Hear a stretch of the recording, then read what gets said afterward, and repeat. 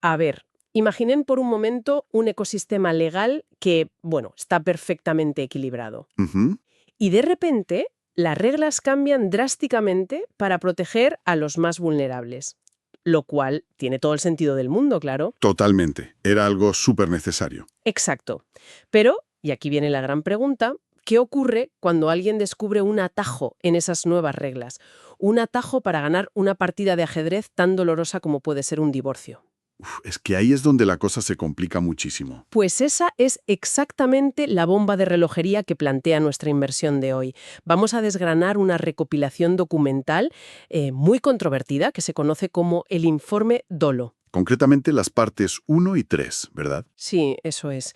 Y para quienes nos escuchan, que sepan que hablamos de textos analíticos, memorias judiciales y, madre mía, una avalancha de recortes de prensa de los años 2003 y 2004 en España. Un archivo histórico en toda regla. Tal cual. Es un viaje al centro mismo del choque entre los procesos de divorcio, la custodia de los menores y el impacto de las legislaciones sobre violencia de género de aquella época. O sea, un tema que, fíjate, no deja a nadie indiferente. Para nada. Y por eso, antes de dar un paso más, quiero ser absolutamente transparente con nuestra audiencia. Vale, vamos a desgranar esto. Tenemos sobre la mesa documentos con una enorme carga política, emocional y, por supuesto, social. Muchísima. Nuestro objetivo aquí no es tomar partido, ni defender, ni criticar a ninguna asociación, figura política o ley. Nuestra misión es informar imparcialmente sobre lo que dicen exactamente estas fuentes y, bueno, entender los argumentos y las mecánicas que plantean. Que quede clarísimo. No avalamos estas posturas, ¿eh? Solo somos guías a través de este material. Eso es, solo guías. Y, bueno, si cambias las reglas de un juego para proteger a los más vulnerables, ¿qué pasa cuando alguien descubre cómo usar esas mismas reglas para ganar ventaja? ¿Por dónde empezamos a desenredar esta maraña? Pues a ver, el contexto de este material es crucial. O sea, España atravesaba un cambio tectónico en esos años. Ya, la sociedad lo pedía a gritos. Claro, la sociedad exigía, y con toda la razón del mundo, medidas contundentes contra la violencia doméstica. El legislador respondió creando nuevas herramientas legales. Ujú. Nuestro trabajo hoy, operando casi como arqueólogos, fíjate, es analizar cómo este informe argumenta que esas nuevas herramientas diseñadas como un escudo, Comenzaron a utilizarse como una espada. exacto, como una espada en los tribunales de familia. Es que para entender ese impacto tenemos que abrir el capó del sistema judicial y mirar el motor. El núcleo del informe de H. Olo es la teoría del incentivo. Plantea que hubo una invasión total del derecho penal dentro del derecho civil. ¿Y eso lo cambia todo? Lo cambia todo porque quienes nos oyen y hayan pasado por un divorcio civil saben que es un proceso lento. Meses, a veces años, discutiendo el uso de la vivienda, la pensión, el régimen de visitas. Es una maratón burocrática, sí. Totalmente. Pero el documento detalla cómo la nueva legislación creó, de facto, una vía rápida. Y tan rápida. Según el texto, bastaba con una sola denuncia penal y el testimonio creíble de una víctima para que un juez dictara una orden de protección inmediata. Uf, inmediata. Sí, sí. Y esa orden no solo implicaba alejamiento, sino que automáticamente decidía el futuro de la casa y de los hijos. Aquí es donde la cosa se pone realmente interesante, porque es como tener un botón nuclear a tu disposición en mitad de una negociación atascada, ¿sabes? Ya, una tentación tremenda. Claro, si estás en una batalla por la custodia que parece no tener fin y de repente pulsas este botón de la denuncia penal, te saltas toda la cola de los juzgados de familia. Tienes la casa y la custodia en 24 horas. Y no solo eso, ¿eh? El informe va más allá y alerta de que esto traía aparejada una pena accesoria automática. A ver, vamos a traducir esto para nuestra audiencia. Una pena accesoria significa que, además del castigo principal, se te impone otra limitación por defecto. Eso es. En este caso, el documento denuncia que, sin evaluar la situación particular de la familia o el tipo de conflicto, se aplicaba de forma automática la privación total del régimen de visitas al progenitor denunciado. Lo que eso provocaba en la práctica, y ojo con esto porque el informe pone un énfasis enorme aquí, es un coste humano devastador para los menores. Ya, los niños en el medio. Claro, el documento describe cómo los niños pasan abruptamente de convivir con sus dos padres a ver al progenitor apartado apenas 4 días al mes. Y eso sí hay suerte. ¡Qué locura! Y además, esa desconexión se extendía a toda la familia extensa, o sea, abuelos, tíos, primos. Les cortaban de raíz. Exactamente. El texto califica esta mecánica de maltrato emocional e institucional hacia la infancia, argumentando que la ley permitía cercenar los lazos afectivos de manera fulminante basándose únicamente en indicios. Pero a ver, un momento, quiero hacer de abogada del diablo aquí. Adelante, dispara. Estos documentos afirman que la ley se usaba como un atajo sin escrúpulos, pero los papeles lo aguantan todo, ¿no?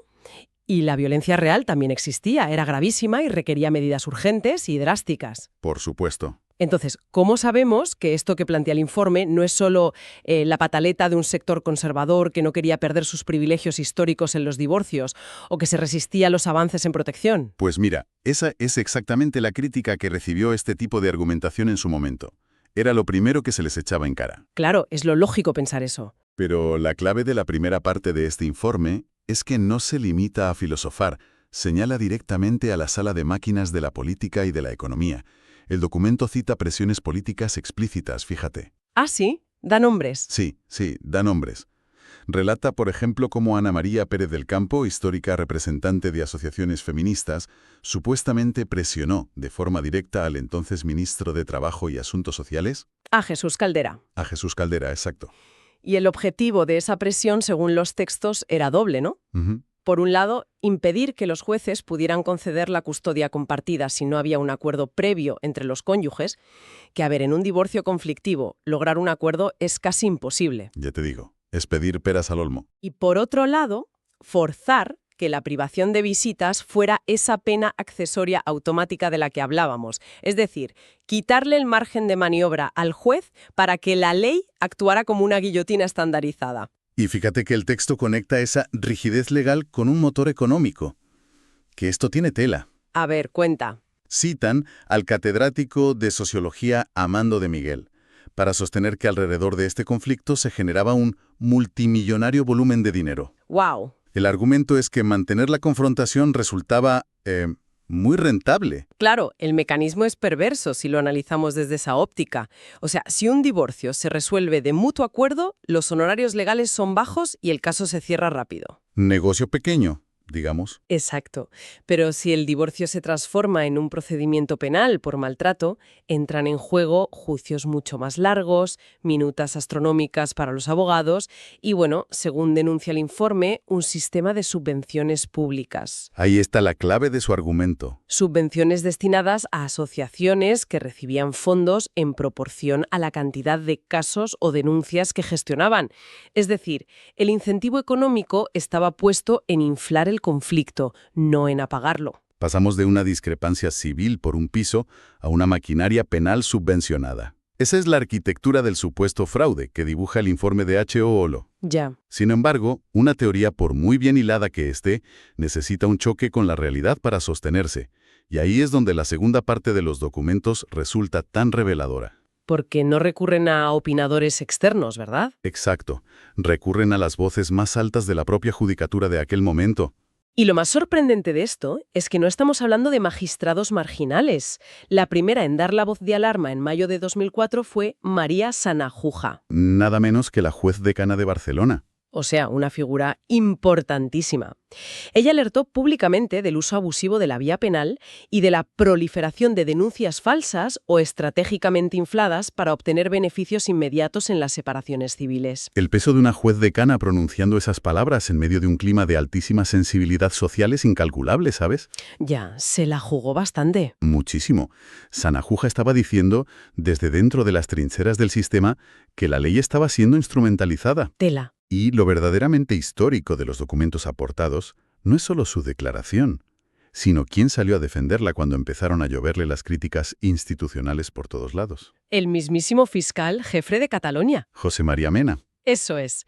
Él salió a respaldar a Sanahuja calificando sus advertencias de necesarias y acertadas, a pesar de reconocer que iban totalmente en contra de lo políticamente correcto. Y no se quedó en vagadedes, ¿eh? Puso números concretos sobre la mesa. ¿Ah, sí? Afirmó que un 10% de las denuncias, o sea, unas 5 de cada 50, carecían absolutamente de fundamento. Un 10%. Madre mía. Y lo crucial de esas cifras de Mena no es solo el porcentaje, sino la causa raíz que él identifica. Él utiliza un término fascinante, fíjate. Habla de una tentación razonable. Una frase perfecta para definirlo. Mena entiende perfectamente por qué ocurre esto. Señala, sin dar nombres propios, a los despachos de abogados que asesoraban a sus clientas. Claro. Si la ley te ofrece un carril express para conseguir en 24 horas lo que por la vía civil tardaría 2 años, es una tentación demasiado grande como para que los estrategas legales no la utilicen a su favor. Totalmente. Llegados a este punto, imaginemos por un segundo la presión asfixiante de ser un juez de instrucción en el año 2004. Uf, me da algo solo de pensarlo. Estás de guardia a las 3 de la mañana. Llega una denuncia. Tienes 24 horas para tomar una decisión basándote muchas veces solo en testimonios cruzados. ¿Qué papelón? Si te equivocas hacia un lado y deniegas la orden de protección, dejas totalmente desprotegida a una víctima real. Y si esa mujer es asesinada al día siguiente, tu cara estará en la portada de todos los periódicos del país. Ya, el escarnio público. Pero es que si te equivocas hacia el otro lado por pecar de precavido, arruinas la vida de una persona presumiblemente inocente. La sacas esposada de su casa, la separas de sus hijos y le manchas los antecedentes. Es estar perpetuamente entre la espada y la pared. ¿No es lógico que los jueces apliquen una justicia defensiva si sienten que el Consejo General del Poder Judicial y la prensa les respiran en la nuca? Completamente lógico. Y esa tormenta perfecta de presión mediática y miedo institucional es lo que denuncia de forma fulminante otro de los testimonios recogidos en las fuentes. El del juez Eduardo Navarro, ¿verdad? Ese mismo, titular del Juzgado de Instrucción número 32 de Barcelona. Él va un paso más allá en su diagnóstico y afirma que la situación ha derivado en una justicia puramente defensiva. Navarro es muy contundente. Dice literalmente que conceder el 100% de las órdenes de protección que se solicitan es aberrante. ¿Aberrante? ¿Qué palabra tan fuerte? Y aquí es donde suelta la bomba jurídica, porque ojo con este concepto que maneja en las fuentes, que son palabras mayores. A ver. Navarro advierte que un juez que dicta una orden de alejamiento a sabiendas de que no hay indicios reales, simplemente para quitarse un problema de encima o por terror al escrutinio del CGPJ, está cometiendo un delito de prevaricación. ¡Ostras! Prevaricación. Sí.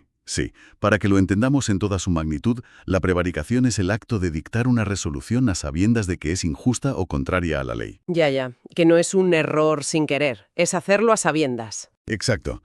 Navarro está sugiriendo que el sistema estaba empujando a los propios jueces a bordear el Código Penal, a dictar resoluciones injustas por miedo a la repercusión pública.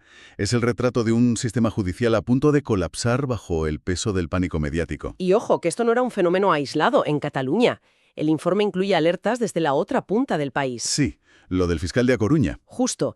El fiscal del Juzgado Penal número 3 de A Coruña advertía de una excesiva criminalización de las conductas familiares. Explicaba que, en el pico de tensión de un divorcio la gente dice barbaridades. Como en cualquier discusión acalorada. Claro, pero que muchas de esas amenazas son palabras que se lleva el viento una vez que se rebaja la temperatura. Sin embargo, ante la enorme resonancia social, esas disputas verbales se estaban empaquetando como delitos penales. Delitos penales graves, además. Sí, hasta el punto de que este fiscal reconoció haber rebajado peticiones de pena al constatar que no existían partes médicos ni pruebas de lesiones reales. O sea, un despropósito. Claro. Toda esta cascada de advertencias judiciales nos lleva inevitablemente a buscar la fotografía global. Si los jueces y fiscales decían que esto estaba pasando, los datos nacionales debían reflejarlo de alguna manera. Y vaya si lo hacían. El informe aporta precisamente eso, la memoria de la Fiscalía General del Estado del año 2003, justo en el epicentro de este huracán legislativo. Quienes nos escuchan probablemente se estén preguntando ahora mismo, bueno, si tantos jueces sospechaban que había un uso fraudulento, ¿se paraban estas denuncias falsas? Es la gran duda. Pues los números de la Fiscalía son reveladores.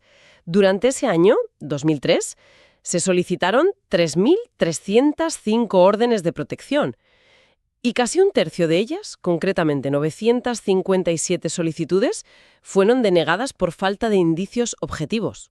Detengámonos en esa cifra un segundo porque tela. Casi 1000 casos en un solo año donde jueces y fiscales, a pesar de toda la presión mediática que tenían encima, miraron los expedientes y determinaron que no había base real. 1000 casos. Se dice pronto. Que la medida extrema de protección se estaba utilizando indebidamente para resolver en 24 horas conflictos civiles de guardia y custodia. Es la confirmación estadística de esa tentación razonable de la que hablaba el fiscal Mena, ¿sabes? Tal cual. Y los datos se vuelven aún más desproporcionados. Si miramos el embudo del sistema judicial, fíjate, en 2003 se incoaron, que bueno, en lenguaje de la calle significa que se abrieron o iniciaron formalmente. Sí. Pues se incoaron 18.901 causas por delitos en el ámbito familiar. 18.000. Casi 19.000 procesos penales arrancados. Pero ojo, de toda esa montaña de expedientes, solo hubo sentencia condenatoria en 3.639 casos. Ya. Hay un abismo incomprensible entre las causas iniciadas y las condenas finales. Un abismo gigante. La propia Fiscalía, en su memoria, justificaba este desfase monumental, admitiendo el innegable aumento de denuncias atraídas por el efecto llamada. Claro, el atajo. Como penales sobre la libertad del cónyuge, había saturado por completo las dependencias policiales y judiciales. Y por si faltaba alguna prueba territorial, el documento añade los datos de la Fiscalía de la Audiencia Provincial de Toledo del año 2004. Así, los datos de Toledo. Esa fiscalía certificó un aumento alarmante, un 57% de incremento, específicamente en los delitos de acusación y denuncia falsa. O sea, el daño colateral del sistema ya tenía su propia estadística oficial. Lo cual nos lleva a la paradoja más dolorosa de toda esta maquinaria. La juez Sanahuja lo resumía a la perfección, fíjate. ¿Qué dijo? Pues que este aluvión de denuncias oportunistas, diseñadas para ganar ventaja en un divorcio, no solo destrozaba al cónyuge acusado, sino que colapsaba los recursos del Estado. Claro, el atasco. Año de expedientes inflados artificialmente. Buf, es la tragedia de saturar las líneas de emergencia. O sea, si todo el mundo llama a la ambulancia porque quiere encender las sirenas y saltarse un atasco de tráfico de camino al trabajo... Cuando alguien realmente tiene un ataque al corazón, la ambulancia llega tarde. Exacto. Y hablando de ambulancias y de caos, esto me lleva al aspecto más extraño de nuestra inmersión de hoy, la forma en la que está construido el propio informe de Olo. Ya, la famosa tercera parte. Porque la tercera parte de este documento no es un texto legal pulido, para nada. No, en absoluto. Rompe con cualquier formato académico. Es que es como si el autor hubiera metido en una batidora estadísticas judiciales superáridas y portadas de sucesos amarillistas, y nos lo sirviera todo de golpe. Es una saturación sensorial brutal. Ya lo creo que lo es. En la misma página tienes el porcentaje de divorcios denegados en Toledo y, en la línea siguiente, el asesinato real de una joven llamada Carla en Alcira. Le das la vuelta a la hoja y te encuentras el caso de otra chica de 24 años apuñalada por su exnovio en Coín. Impactante, la verdad. Y de repente, sin previo aviso, el documento te estampa noticias de que la banda terrorista ETA ha decidido cambiar el tiro en la nuca por la táctica de los coches bomba, o yo qué sé, la surrealista historia de un conductor de ambulancia detenido en Sevilla por negarse a trasladar a un enfermo. Es un batiburrío de cosas. A ver, entonces, ¿qué significa todo esto? Tenemos datos de fiscalías mezclados con asesinatos trágicos y noticias de ETA. ¿A qué viene esta mezcla esquizofrénica? ¿No está el autor del documento utilizando el mismo caos mediático que critica para generar su propia alarma social sobre las denuncias falsas? Pues mira, esa lectura es fundamental. El formato del documento es un mensaje en sí mismo. ¿Tú crees? O sea, el autor no solo te está contando el caos, te está obligando a experimentarlo visualmente. El informe apela directamente a la emoción al mezclar la burocracia fría con tragedias horribles. Ya tiene sentido.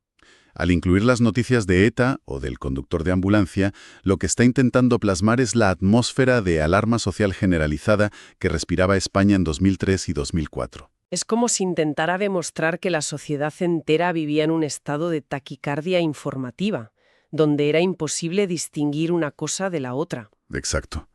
Y esa taquicardia es la que se filtraba a los juzgados.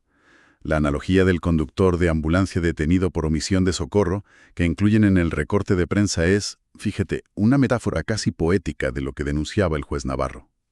Muestra un sistema de emergencia que, presionado por el pánico, empieza a tomar decisiones erráticas. Cuando la excepcionalidad, la prisa y la alarma mediática se convierten en la norma procedimental de cada día, el sistema pierde su capacidad de discernimiento. Se vuelve ciego. Se vuelve incapaz de separar el riesgo real inminente de una mera estrategia legal orquestada desde un despacho de abogados. ¡Qué fuerte! Pues creo que hemos llegado al fondo de esta cuestión, así que es hora de recapitular el complejo viaje que hemos hecho hoy. Hemos destripado el polémico informe de H. Olo. Y tanto que lo hemos destripado. Hemos analizado detalladamente la mecánica, o sea, cómo la ley penal invadió el terreno del divorcio civil, creando, según los documentos, un incentivo perverso tanto estratégico como económico para obtener ventajas rápidas sobre la casa y los hijos. Un atajo muy peligroso. También hemos escuchado las graves alertas desde dentro del sistema, con voces de magistrados como Sanahuja o el juez Navarro y de fiscales como Mena, advirtiendo sobre el abuso sistemático y el peligro de una justicia aterrorizada por los medios. Voces superautorizadas. Y finalmente, hemos visto cómo las cifras de la propia Fiscalía General del Estado evidenciaban ese colapso, todo envuelto en un panorama mediático donde el ruido ahogaba la razón. Un ruido ensordecedor. Es un recordatorio fascinante para nuestra audiencia sobre la inmensa importancia de mirar siempre la letra pequeña de cualquier cambio social. Las leyes no operan en el vacío, operan sobre seres humanos que responden a incentivos.